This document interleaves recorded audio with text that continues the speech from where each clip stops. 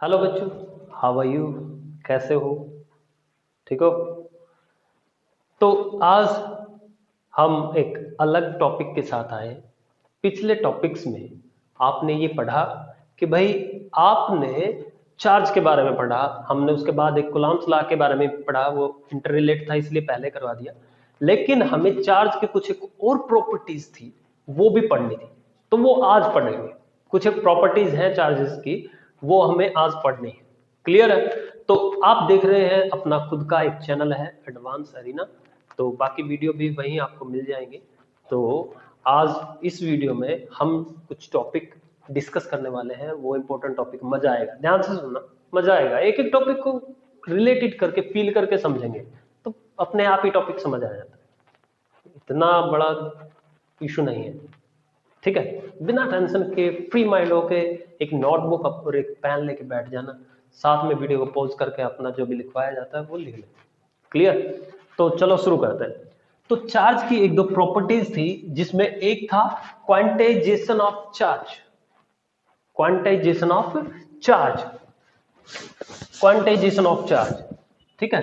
और दूसरी प्रॉपर्टी ये थी कंजर्वेशन ऑफ चार्ज। और तीसरी प्रॉपर्टी ये रही कि भाई एडिटिव नेचर ऑफ चार्जेस, ठीक है। तो हम ये बेसिक जो प्रॉपर्टीज हैं वो पढ़ेंगे कि भाई क्वांटाइजेशन ऑफ चार्ज क्या होता है, एडिटिव नेचर उसका कैसा होता है, कंजर्वेशन ऑफ चार्ज क्या होता है। तो ये जो कंजर्वेशन ऑफ चार्ज है ये आप 10th क्लास में भी पढ़ चुके हैं। क्लियर है? 1 में पढ़ चुके हैं, 10th में पढ़ चुके हैं, तो ये तो आपको अच्छे से पता होगा कि भाई कंजर्वेशन ऑफ चार्ज क्या होता है। Charge neither be create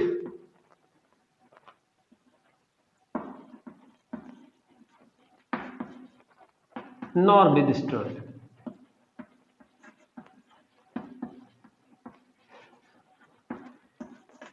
It can transfer one body to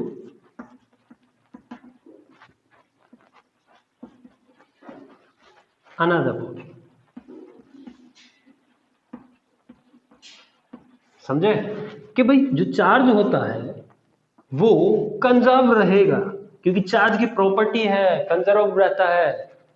clear है? जैसे मास कंजर्व नहीं रहता, लेकिन चार्ज क्या रहता है? कंजर्व रहता है, ठीक है। इसकी प्रॉपर्टी ये है, charge neither be create nor be destroyed and it can transfer one body to another body। एक बॉडी का चार्ज दूसरी बॉडी पर ट्रांसफर किया जा सकता है। जैसे आप प्लास्टिक के स्केल को, पेन को अपने सिर पर रगड़ते हो और उससे छोटे कागज के टुकड़े को अट्रैक्ट करते हो, तो चार्ज उसके ऊपर, स्टैटिक चार्ज जो था वो क्रिएट हो जाता है। क्लियर? तो इसी तरीके से चार्ज की ये प्रॉपर्टी रहेगी कि भाई चार्ज को ना तो आप पैदा कर सकते हैं ना उसको डिस्ट्रॉय कर सकते हैं, बस उसको ट्रांसफर कर सकते हैं एक बॉडी से दूसरी बॉडी। यहां से चार्ज इस जगह पे, इस जगह किसी और बॉडी पे, एक बॉडी से दूसरी बॉडी। तो ये कंजर्वेशन ऑफ चार्ज, ये प्रॉपर्टी चार्ज की क्या कहलाएगी? कंजर्वेशन ऑफ चार्ज, ठीक है। लेकिन जब हम क्वांटाइजेशन ऑफ चार्ज की बात करते हैं तो क्वांटाइजेशन ऑफ चार्ज होता है Q, which is equal to n e. इसका मतलब क्या है? जो क्वांटाइजेशन का मतलब होता है कि भाई चार्ज जो होता है, आपका एनर्जी जो होती है, जैसे एनर्जी होगी वो ऐसे टुकड़ों में नहीं आती, वो एक फॉर्म आता है, पैकेट्स की फॉर्म में एनर्जी की फॉर्म बन के आता है, उसमें बहुत सारे चार्जेस होते हैं एक साथ, ठीक है। बट उनको इस तरीके से नहीं किया जा सकता, वो 1 2 3 4 एक मैनर में आते हैं, मतलब एक इंटीग्रल मल्टीपल फॉर्म, मतलब जितने भी फ्री चार्जेस होते हैं, ऑल फ्री चार्जेस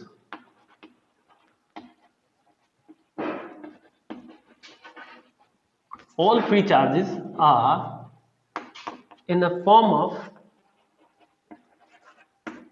integral,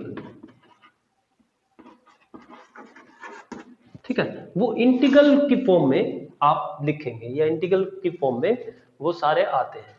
जैसे यहां लिखा हुआ है, क्योंकि यहां पर ये इंटीजर की फॉर्म में लिखा जा रहा है, जिसमें प्लस भी है माइनस भी है। इट मीन्स क्या है कि भी जो चार्ज होता है उसको ऐसा लिखा जा सकता है +1 -q +-2q +-3q, ऐसे करके +-n q, ठीक है।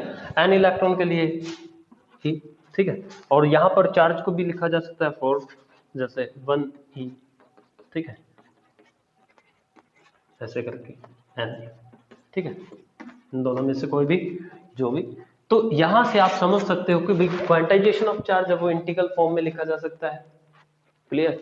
तो चार्ज एक क्वांटाइजेशन ऑफ प्रॉपर्टी, चार्ज की एक ऐसी प्रॉपर्टी है क्वांटाइजेशन जिसमें वो चार्ज क्या टुकड़ों में नहीं आता। जैसे फॉर एग्जांपल कि भाई जो चार्ज होता है वो ऐसा नहीं आएगा 2.5 चार्ज ले लिया, 3.5 चार्ज ले लिया, ऐसा कुछ नहीं होता। चार्ज इज कंप्लीटली है मल्टीपल फॉर्म। किस टाइप की मल्टीपल फॉर्म? एक complete multiple form, possible form होनी चाहिए। ऐसा इसलिए कहा गया क्योंकि जो चार्ज है टुकड़ों में आ नहीं सकता। क्यों नहीं आ सकता? क्योंकि चार्ज एक कंप्लीट क्वांटिटी की फॉर्म में ही आ सकता है, इसलिए उसको ऐसा लिखना पड़ता है।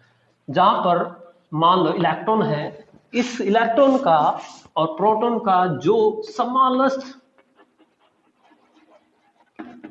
पॉसिबल यूनिट चार्ज है वो है 1.6 इंटू 10 पावर माइनस 19 कूलम। ये इसका मैग्नीट्यूड है, मैग्नीट्यूड ऑफ स्मॉलेस्ट चार्ज। ठीक है, तो इसलिए क्वांटाइजेशन ऑफ चार्ज क्या होता है, ये इंटीग्रल फॉर्म में यूज किया जाता है, इंटीग्रल फॉर्म में आता है। क्लियर हो गया होगा, है ना? तो हम बात करते हैं additive nature of charge. Additivity क्या होता है? जो चार्ज होता है, जो हमारा चार्ज होता है, सुनो, जैसे हमारा चार्ज क्या होता है, अलग अलग फॉर्म में आ रहा है। तो क्यू चार्ज अलग है, मान लिया कि भाई चार्ज अलग अलग किसी सिस्टम में ऐसे कोई चार्ज बिखरे पड़े थे, अलग अलग करके किसी सिस्टम में चार्ज बिखरे पड़े थे। अब एडिटिविटी क्या कहती है, अगर किसी स्पेस में कोई चार्ज बिखरा पड़ा है तो ये क्या हो सकता है, एडिटिव नेचर का भी हो सकता है। मतलब ये सारे चार्ज इकट्ठे भी हो सकते हैं। Total sum of all charge present in a system, it is sum total of all charges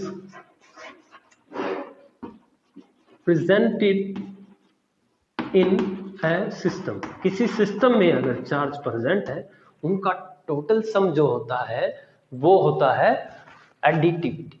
clear? तो इसको क्या लिखा जा सकता है, Q1 Q2 Q3 ऐसे करके Q1। तो मतलब ये टोटल सम लिखा जा सकता है। This is known as additivity of charge.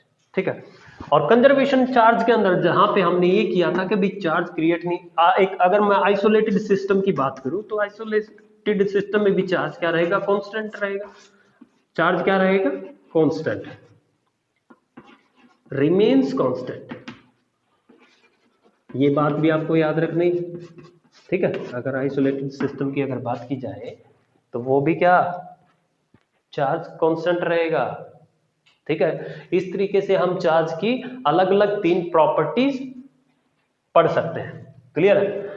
तो अगर हम चार्ज का डिस्कशन थोड़ा सा और करें तो क्या मिलेगा हमें, देखो।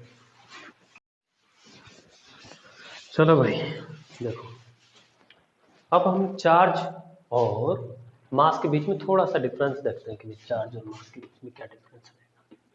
चार्ज और मास, देखो चार्ज जो है नेगेटिव और पॉजिटिव क्वांटिटीज होती है। नेगेटिव भी होता है चार्ज और पॉजिटिव, ये हमेशा पॉजिटिव रहेगा। मास नेवर बी नेगेटिव। ठीक है, तो ये इस तरीके से हम देख सकते हैं। हमने पढ़ लिया है कि भाई चार्ज हमेशा पॉजिटिव भी होता है और नेगेटिव भी होता है, और मास हमेशा पॉजिटिव रहेगा। ठीक है, charge always conserved, charge always conserve,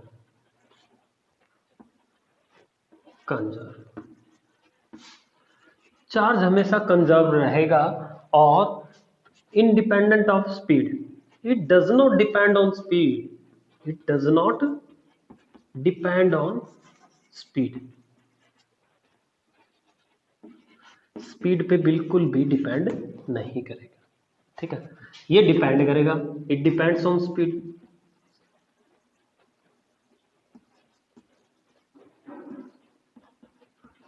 speed पे डिपेंड करेगा कैसे, एक इक्वेशन होती है उसका रियल मास, ठीक है। स्पीड के बाद जो मास होता है v/c स्केल, ठीक है। तो ये इक्वेशन से आप देख सकते हैं मास का क्या हो रहा है, चेंज हो रहा है, ठीक है।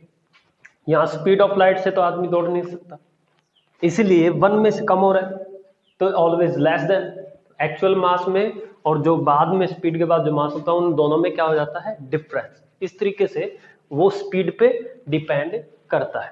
क्लियर होगा?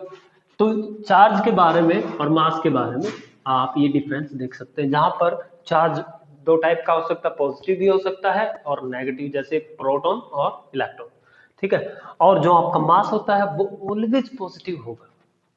मेरी बात समझ में आ रही है? चार्ज हमेशा पॉजिटिव होगा। It depends on speed, mass speed पे डिपेंड करता है, लेकिन ये डिपेंड नहीं करता, ये जो मेन स्पीड होती है इसकी, उसी स्पीड से ये दौड़ता चला जाए। क्लियर हो गया? तो इस तरीके से we can differentiate mass and charges, ठीक है। तो आज के लिए सिर्फ इतना ही। Till the time take care.